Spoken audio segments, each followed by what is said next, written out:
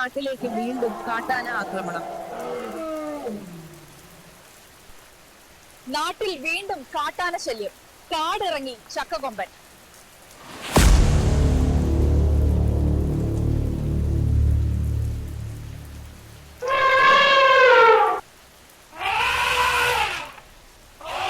ചക്കകൊമ്പൻ വീണ്ടും ഭീഷണിയാകുമ്പോൾ രക്ഷകനായി എത്തുന്നത് ആര്? ചക്കക്കൊമ്പനെ തുരത്താൻ ഇതാ എത്തുന്നത് കോന്നിക്കാരുടെ പ്രിയപ്പെട്ട സുരേന്ദ്രൻ.